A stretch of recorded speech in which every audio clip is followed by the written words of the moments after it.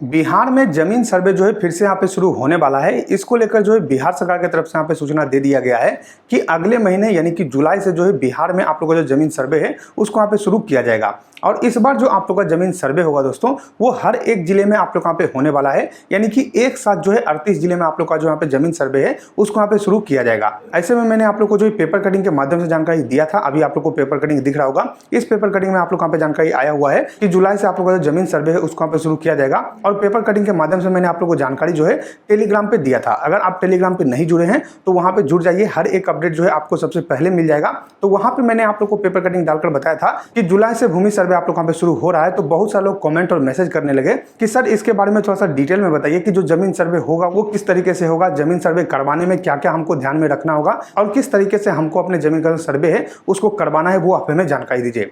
तो आज मैं आप लोग को बताने वाला हूं कि अगर आप लोग को जो है जमीन सर्वे करवाना है तो जमीन सर्वे में क्या क्या आप लोग को ध्यान में रखना होता है, किस तरीके से जमीन सर्वे होता है, पूरा मैं आप लोग को जो डिटेल में जानकारी देने वाला हूं। और मैं आप लोग को जो ऑफिशियल नोटिस के माध्यम से जानकारी देने वाला हूं जो कि सरकार की तरफ से यहाँ पे जारी किया गया है। और आप लोग का बताया गया है कि क्या क्या आप लोग को जो है ध्यान में रखना होगा जमीन सर्वे करवाते समय।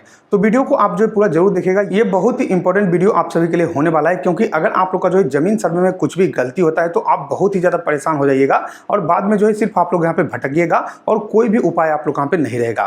तो आप लोग जो है बहुत ही ध्यान से इस वीडियो को देखिएगा। मैं आप लोग को पूरा डिटेल में बताऊंगा कि क्या क्या आप लोग को ध्यान देना है और किस तरीके से आप लोग को जमीन सर्वे करवाना है। तो वीडियो को आप जो पूरा जरूर देखिएगा।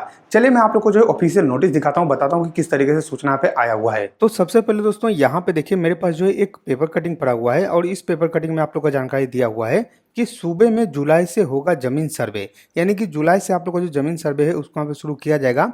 और यहाँ पे जानकारी दिया हुआ है कि राज्य के सभी 38 जिले में जो है आप लोग का जुलाई से जमीन सर्वे का काम शुरू कर दिया जाएगा। तो इस तरीके से जो अपडेट है वहां पे निकल के आया हुआ है कि जुलाई से आप लोग का जो जमीन का सर्वे है उसको यहाँ पे शुरू किया जाने वाला है। अब यहाँ पे देखिए मेरे पास जो है एक ऑफिशियल नोटिस पड़ा हुआ है जो कि भू अभिलेख एवं परिमाप निदेशालय की तरफ से यहाँ पे जारी किया गया है। और बिहार विशेष सर्वेक्षण के लिए आप लोग का ये जो नोटिस है वहां पे जारी किया गया है। और यहाँ पे देखिए आप लोग को जानकारी दिया हुआ है कि रैयतों के कर्तव्य क्या क्या हैं। यानी कि अगर आप जमीन धारक हैं तो ऐसे में आप लोग को जमीन सर्वे में क्या क्या काम करना होगा, क्या क्या आप लोग वहाँ पे ध्यान देना है, उसके बारे में ऑफिशियल जो नोटिस है वो यहाँ पे जारी किया गया है। सबसे पहले यहाँ पे देखिए आप लोग को जानकारी दिया हुआ है कि रैयतों के कर्तव्य निम्न प्रकार हैं।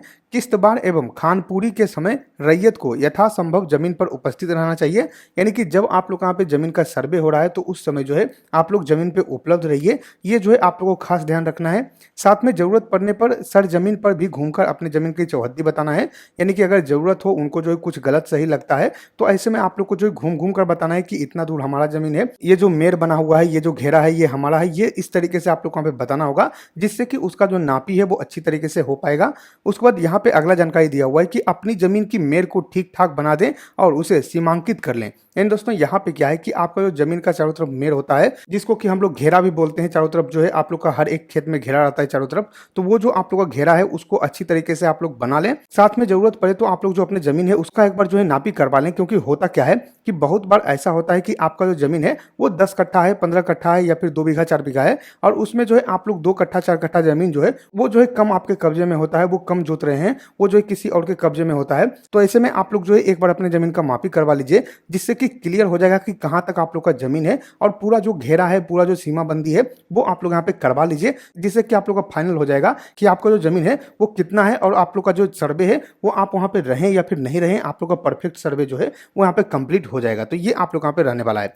उसके बाद अगला आप लोग का जानकारी दिया हुआ है कि जमीन का विवरण चौहद्दी के साथ प्रपत्र 2 में खेसराबार भरकर शिविर में जमा कर दें।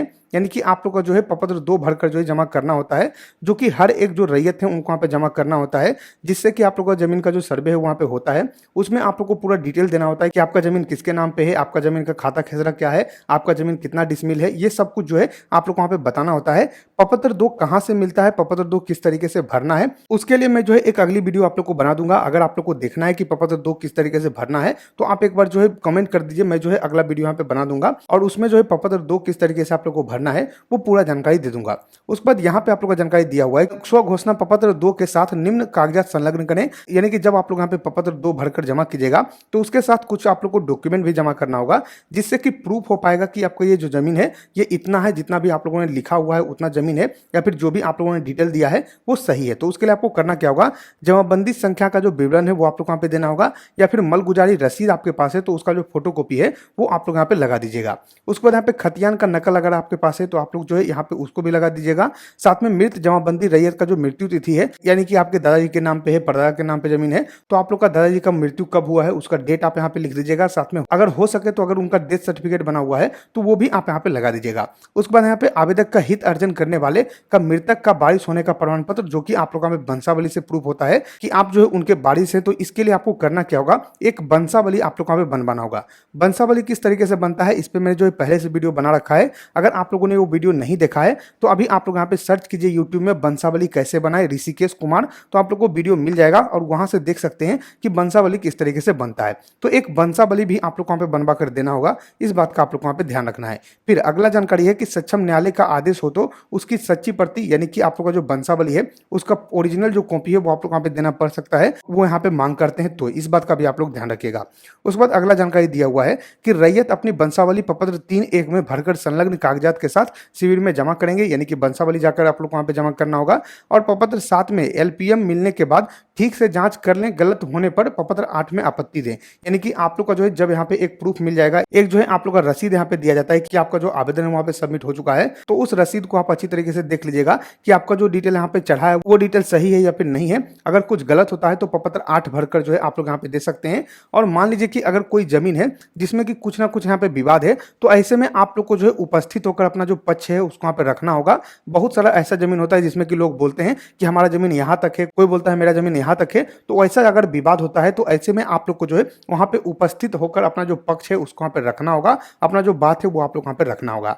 साथ में एक बार जो है आप लोग को मानचित्र देख लेना है, यानी कि जो आप लोग का मैप बनता है वो मैप भी आप लोग को देख लेना है। अगर उसमें कुछ गलती होता है तो प्रपत्र 14 भरकर जो है आप लोग आपत्ति दायर कर सकते हैं। और उसके बाद जो फाइनल आप लोग का मानचित्र रहता है उसको भी एक बार देख लीजिएगा, यानी कि फाइनल मैप जो है वो देख लीजिएगा। उसमें भी अगर कोई दिक्कत होता है तो आप लोग जो है प्रपत्र 21 यहाँ पे भरकर दे सकते हैं। तो इस तरीके से आप लोग जो जानकारी है वहां पे दिया हुआ है, तो इन सभी बातों का आप लोग वहां पे ध्यान रखना होगा। ये सब चीज जो है एक बार आप लोग को चेक कर लेना है। यानी कि सबसे पहले आवेदन में आप लोग को प्रपत्र 2 भरकर देना होगा। उसके बाद आप लोग को रिसिप्ट मिलेगा, रिसिप्ट आप लोग को चेक करना है कि जो आप लोगों ने डिटेल भरकर दिया था वही डिटेल जो है आप लोग का रसीद में यहाँ पे दिया हुआ है या फिर नहीं दिया हुआ है। अगर वो डिटेल आप लोग का गलत होता है तो प्रपत्र 8 आप भरकर जो है जमा कर सकते हैं। फिर आप लोग यहाँ पे मैप बनता है, मैप आप लोग चेक कीजिएगा कि मैप सही है या फिर नहीं है। अगर सही रहता है तो आपको कुछ नहीं करना है, बस यही सब आप लोग वहाँ पे ध्यान रखना है। अब यहाँ पे अपने जमीन का जो सीमा है वो आप लोग अच्छी तरीके से कर दीजिएगा, जिससे कि जब यहाँ पे आप लोग का नापी हो तो कोई भी गलती ना हो, आपका जमीन जो है कम या फिर ज्यादा ना हो। तो इस बात का भी आप लोग यहाँ पे ध्यान रखिएगा। तो जैसा कि आप लोगों ने देखा दोस्तों कि बिहार में जो सर्वे है वो किस तरीके से होने वाला है